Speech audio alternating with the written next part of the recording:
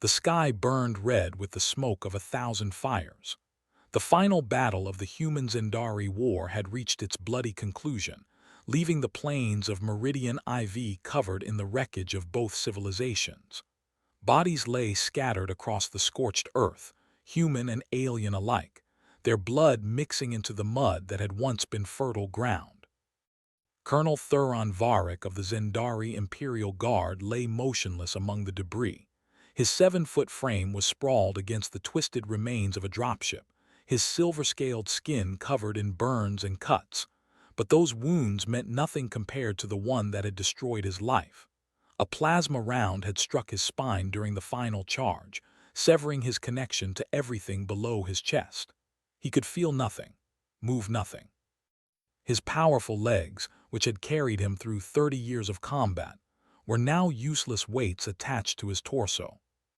The worst part was not the pain or the paralysis. It was watching his own soldiers leave him behind. The abandonment. "Commander Varric is down," someone had shouted in the chaos.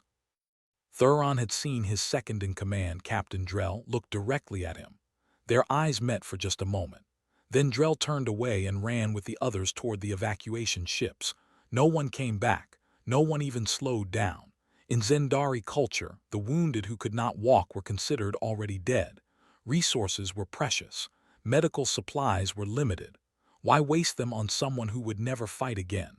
Better to save those who could still serve the Empire. Thuron understood this logic. He had followed it himself countless times, leaving wounded comrades behind with nothing but a quick prayer to the war gods. Now he was on the other side of that decision, and understanding it did not make it hurt any less. The evacuation ships lifted off in the distance, their engines roaring as they climbed toward the dark clouds. The sound faded slowly until there was only silence. Silence and the soft crackling of fires still burning across the battlefield. Thuron closed his eyes. He would die here, alone, forgotten. Perhaps it was fitting. He had taken so many lives in this war, human lives. Men and women who had families, dreams, futures.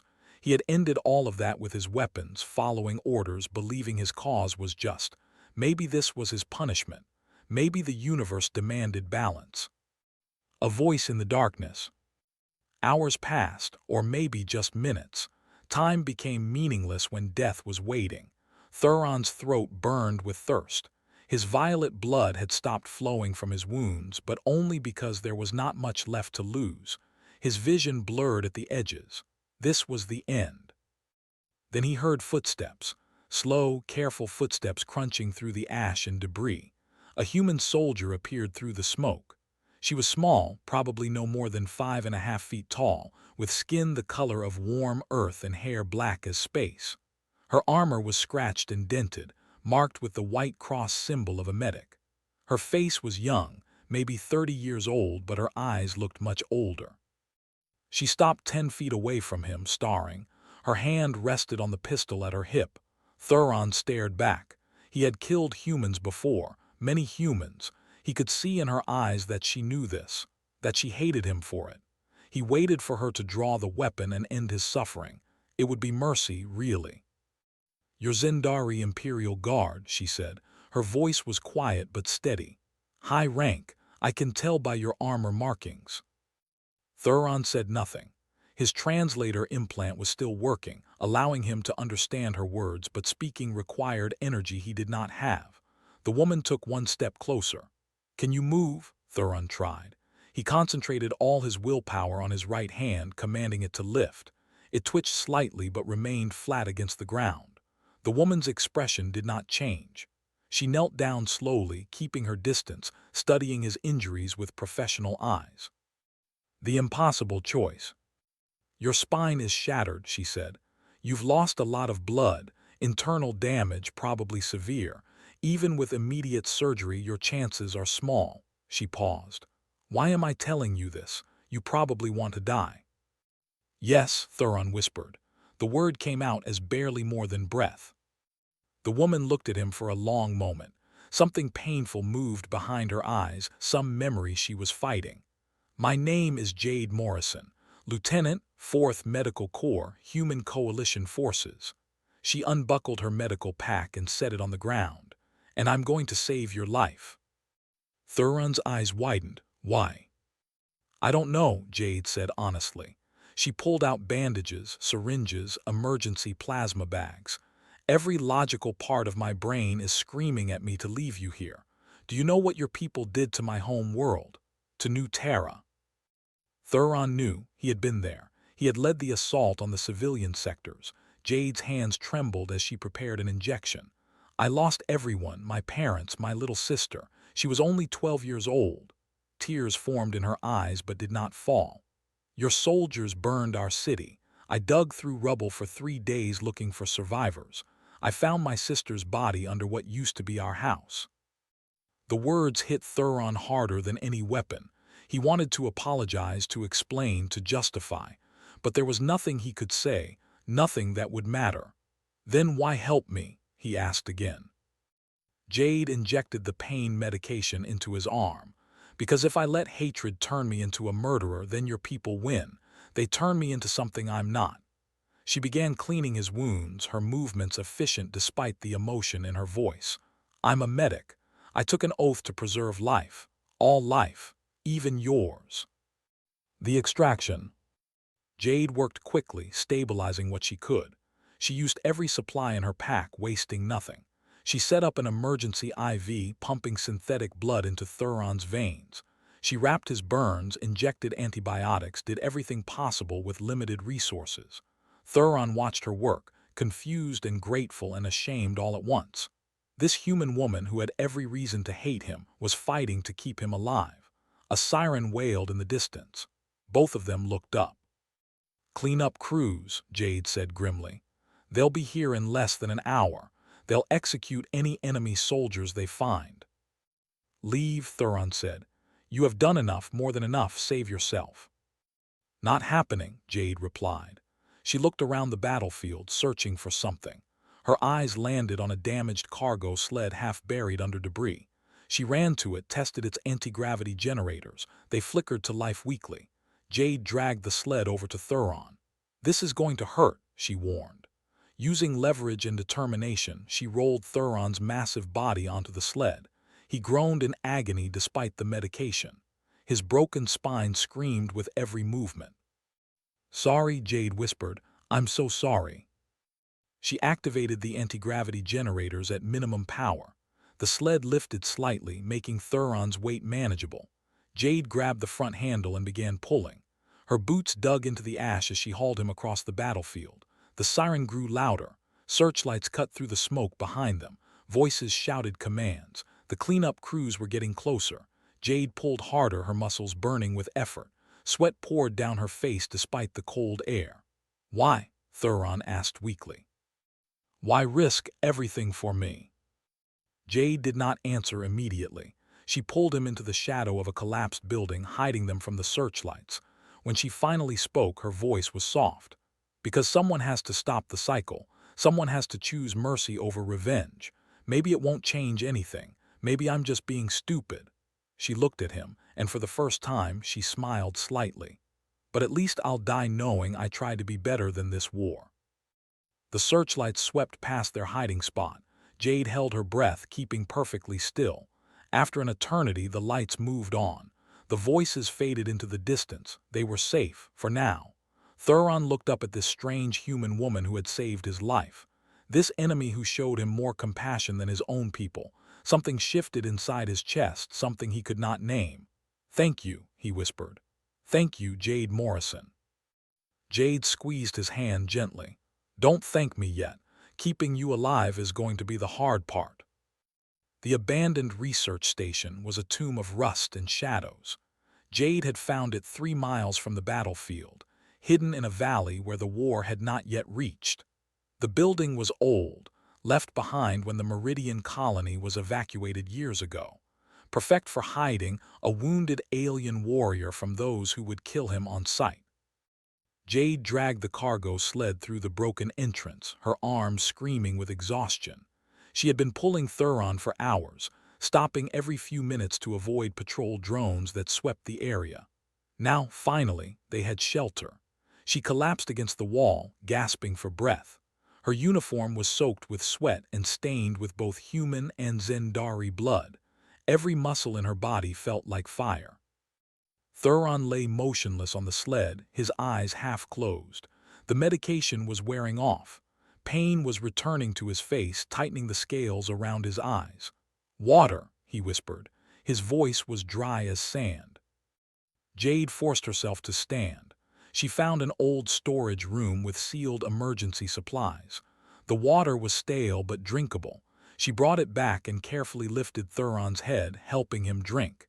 He swallowed slowly, grateful for every drop. "Rest," Jade said. "I need to assess your injuries properly now that we have light." The first night. She spent the next hour examining every wound on Thuron's body. The plasma burns were deep but treatable. The shrapnel cuts would heal.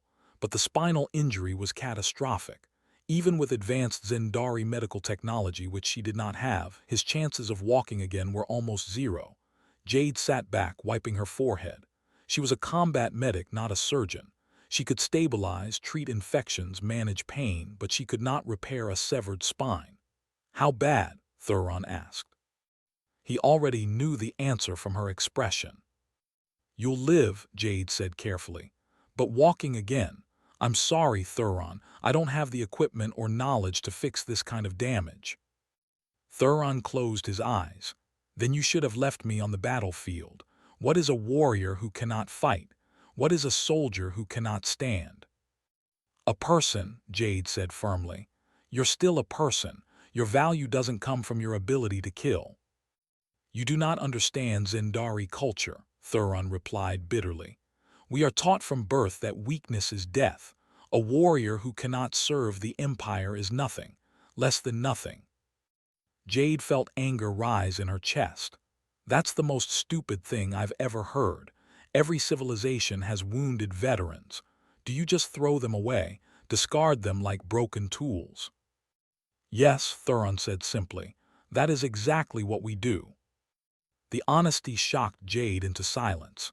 She thought about all the human soldiers she had treated, all the wounded who had gone home to their families, their communities. People who were honored for their service, cared for, valued.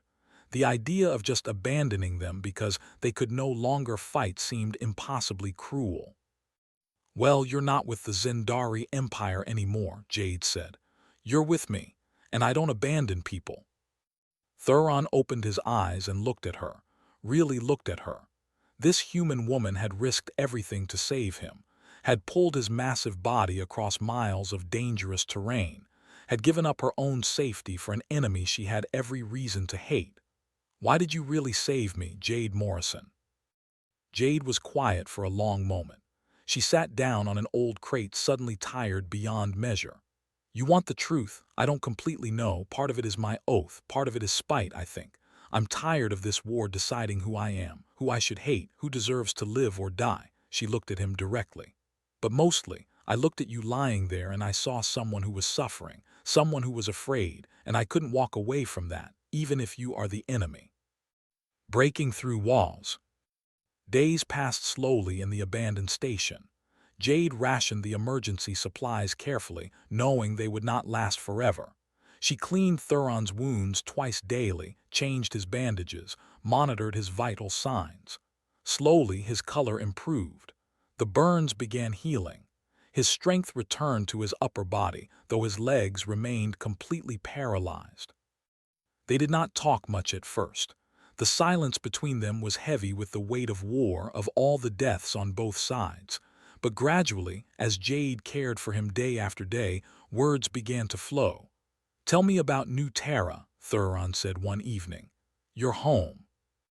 Jade hesitated. The memories hurt, but something in his eyes, some genuine curiosity, made her speak. "It was beautiful. We had oceans that sparkled like diamonds under the sun, cities built into cliffs overlooking the water. My family lived in the coastal district." Her voice softened. "My sister loved the beach. She would collect shells for hours, making up stories about each one. She wanted to be a marine biologist."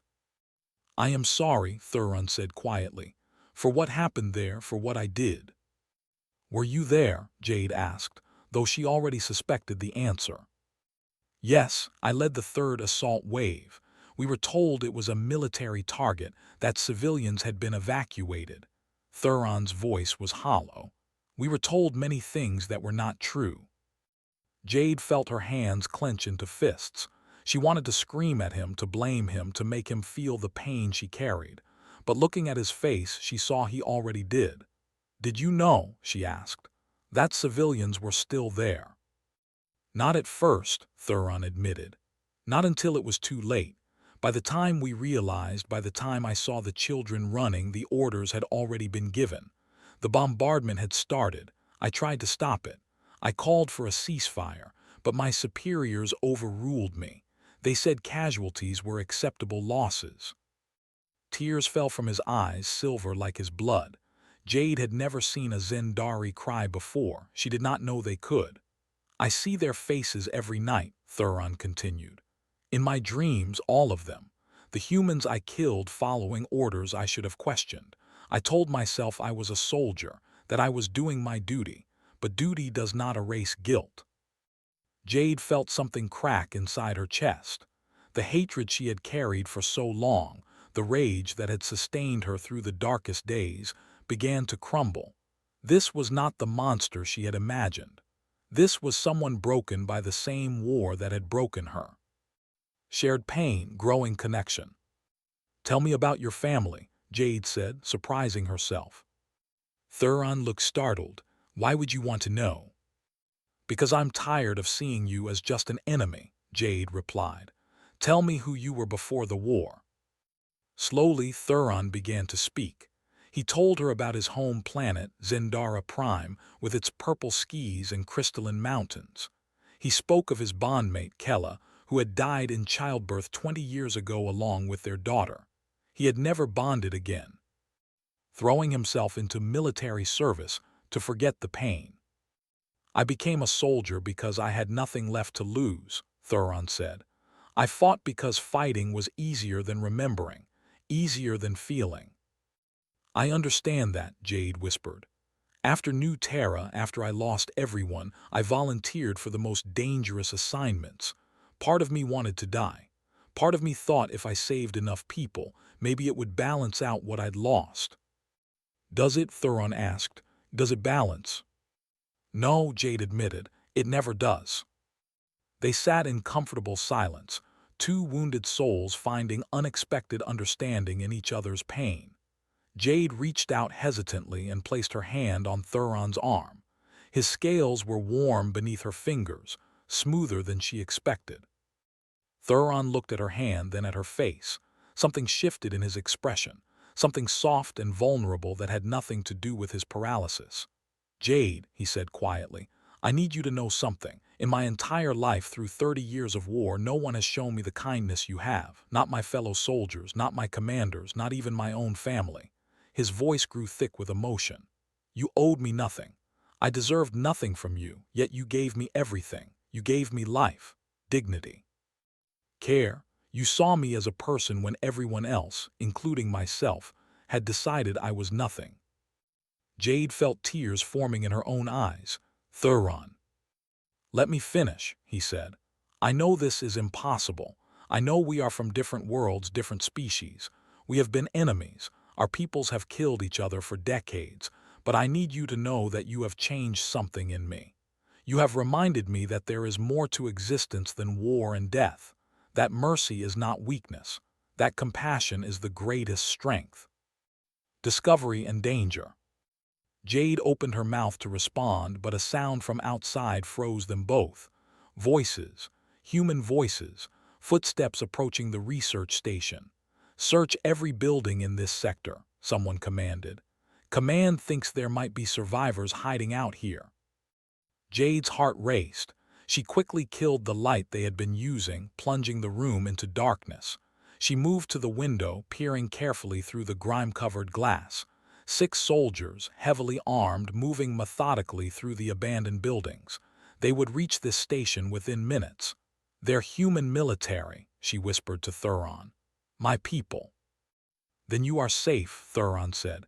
"Go to them, turn yourself in. They will take you home." "And what about you?" Jade asked, though she already knew. They will kill me. It is what should happen, what I deserve. Stop saying that, Jade hissed. She looked around frantically, searching for a solution. The station had a basement level. She remembered seeing the stairs earlier. It might have a way out or at least a place to hide. She moved to Thuron's sled, preparing to move him. Jade, no, Thuron said. If they find you with me, they will call you a traitor. They will execute you too. I will not let you sacrifice yourself for me again. Too bad, Jade replied. I didn't pull you across half a continent just to let you die now. She activated the sled's anti-gravity and began pulling him toward the basement stairs. The voices outside grew louder.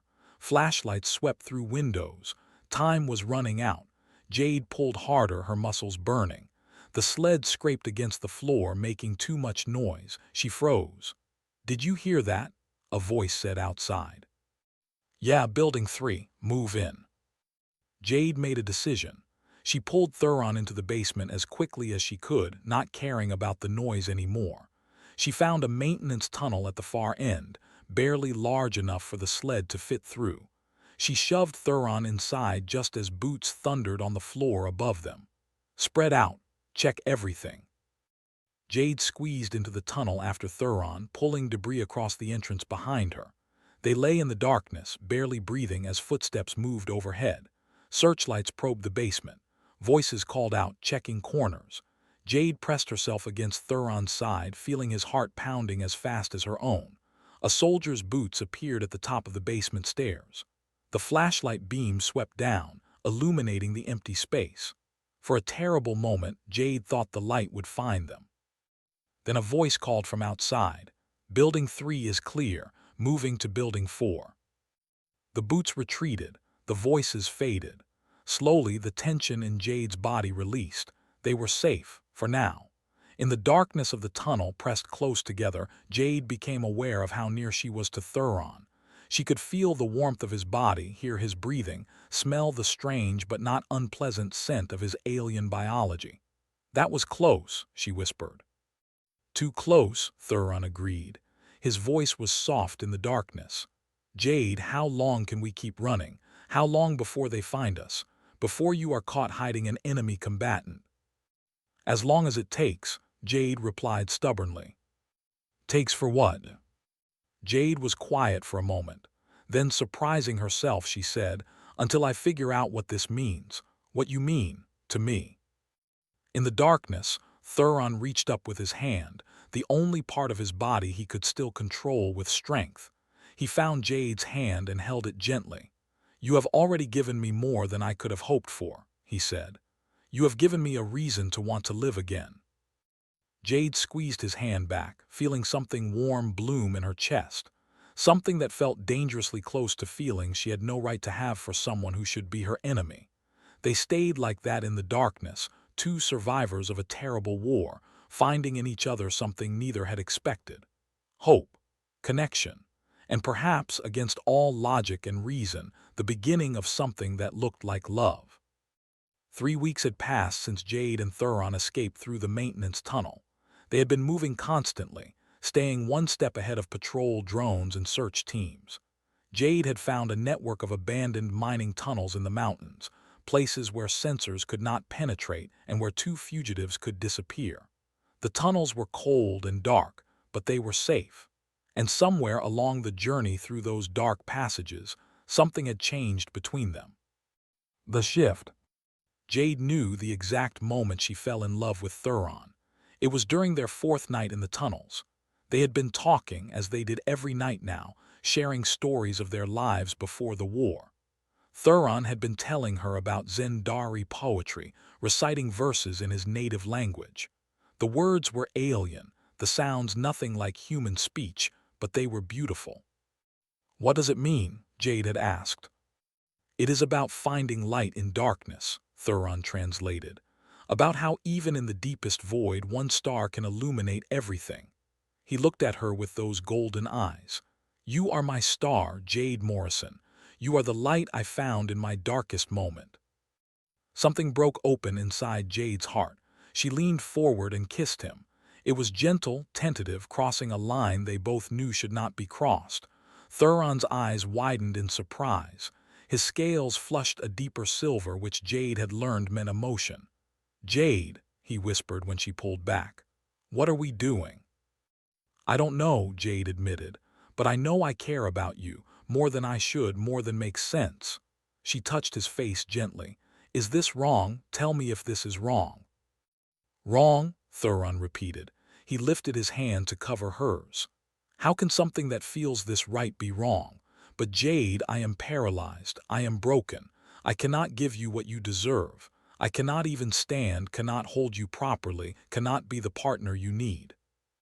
"You're giving me exactly what I need," Jade said firmly. "You're giving me hope, purpose, someone who understands my pain, someone who makes me want to keep fighting." She kissed him again, deeper this time. "I don't care about the rest. We'll figure it out." Building a life in shadows. The mining tunnels became their home. Jade made supply runs to abandoned settlements, always careful, always watching for patrols. She found medical equipment, food, blankets, everything they needed to survive. She even found a portable regeneration unit, military grade, abandoned in a destroyed field hospital. It could not repair Thuron's spine, but it helped heal his other injuries, strengthened his upper body, gave him back some quality of life. Thuron, for his part, refused to be helpless. He could not walk, could not fight, but he could think. He began teaching Jade everything he knew about Zendari technology, about tactics, about survival skills he had learned in 30 years of combat. He modified equipment for her, making her supply runs safer. He became her strategist, her advisor, her partner.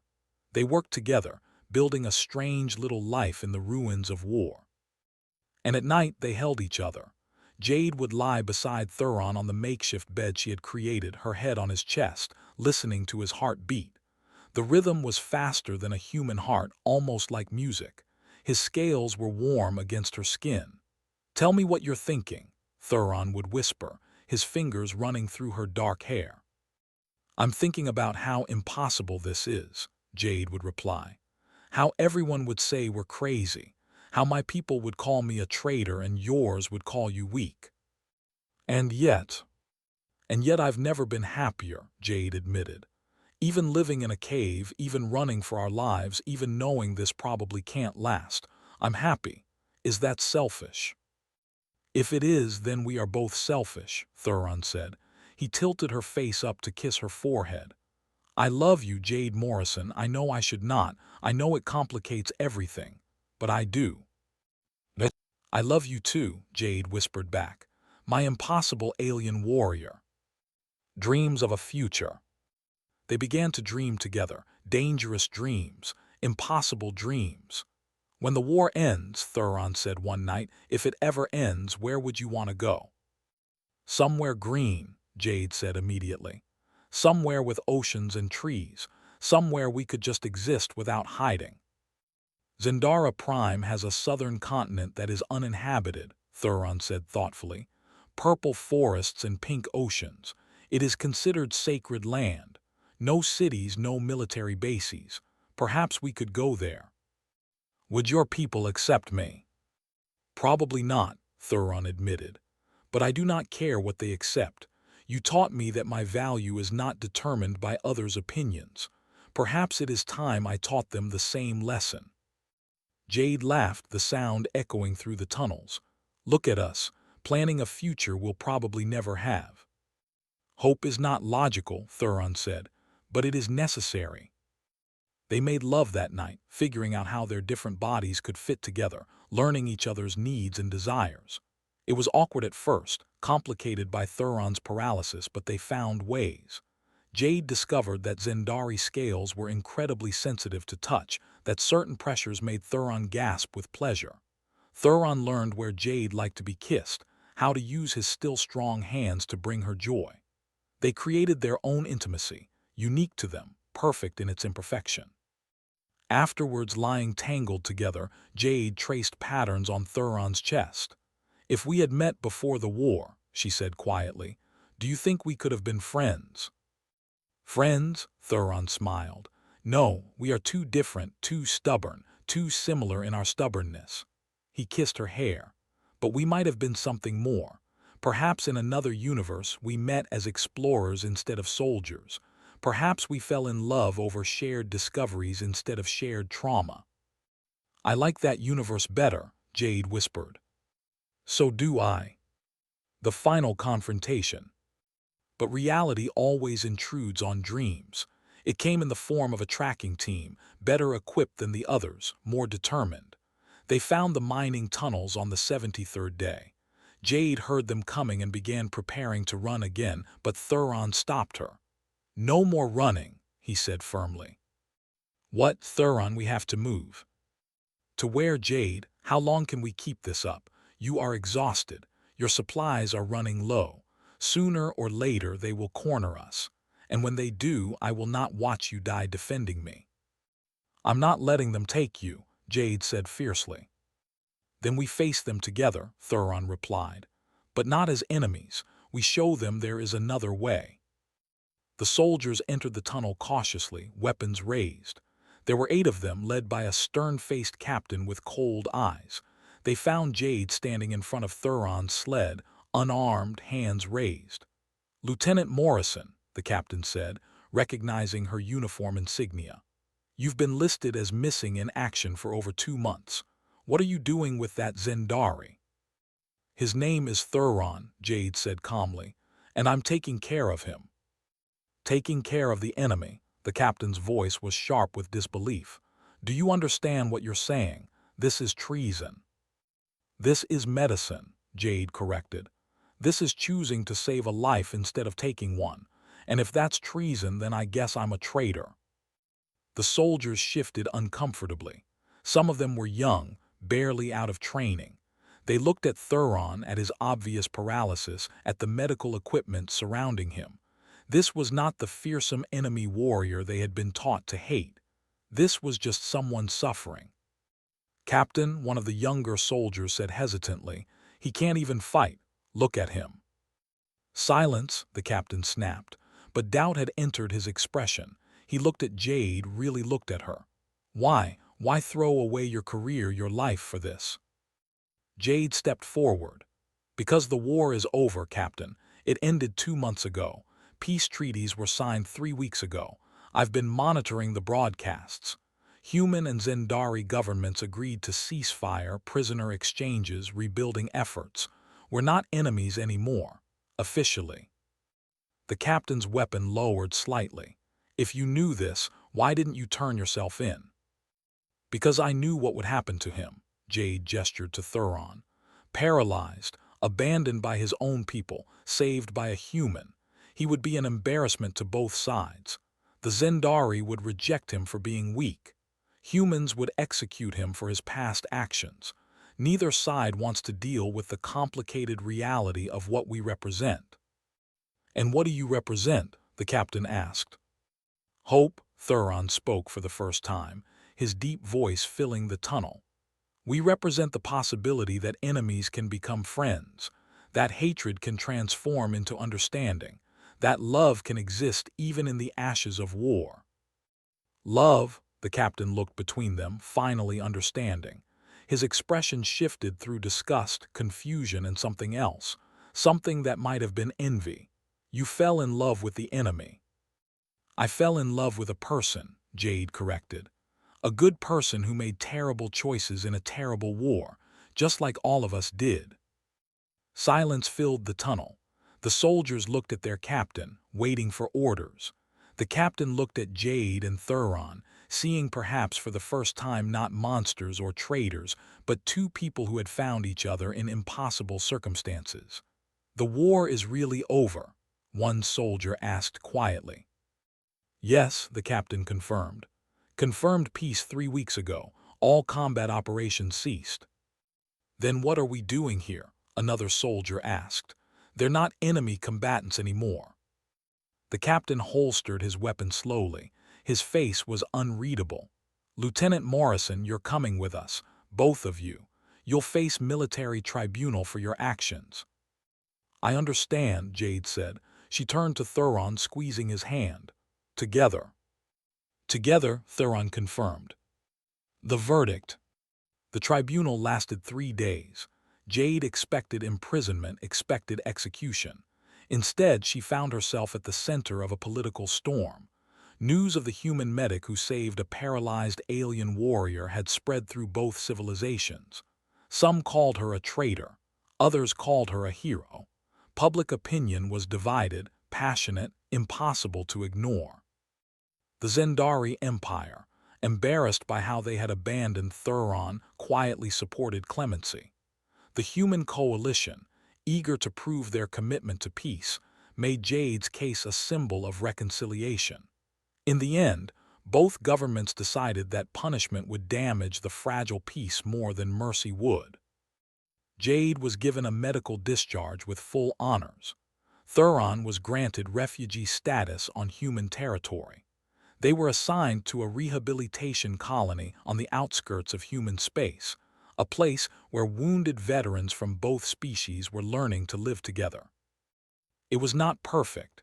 Many colonists resented them. Some humans spat at Thuron when they passed. Some Zendari refused to acknowledge Jade's existence. But there were others, wounded warriors from both sides, who looked at them and saw something beautiful. Proof that the war had not destroyed their humanity or their capacity for love. A new beginning. 6 months after arriving at the colony, Jade and Thuron stood together on a cliff overlooking green valleys and blue oceans. Well, Jade stood. Thuron sat in the advanced mobility chair the colony had provided, his hand clasped in hers. "It's not purple forests and pink oceans," Jade said, remembering their dreams in the tunnels. "No," Thuron agreed, "but it is ours and it is real." "Do you ever regret it?" Jade asked. "Everything you lost to be here with me." Thuron pulled her down into his lap, wrapping his strong arms around her waist. "I lost everything the day my spine was shattered. You gave me everything back. A reason to live, a future to believe in, love I thought I would never feel again." He kissed her deeply. "I regret nothing." Jade melted into his embrace, feeling his warmth, his strength, his love. They had survived war, betrayal, hatred, and impossible odds. They had found each other in the darkest moment and refused to let go. "I love you, Thuron Varric," she whispered. "And I love you, Jade Morrison," he replied. "My light in the darkness, my star in the void, my hope in the ruins." Behind them, the sun set over their new home, painting the sky in shades of orange and purple. Two species that had tried to destroy each other were slowly learning to coexist. And at the heart of that difficult peace were a paralyzed alien warrior and a human medic who had proven that love could bloom even in the ashes of war. Their story was not perfect, their lives were not easy, but they were together, and in a universe torn apart by hatred, that was everything.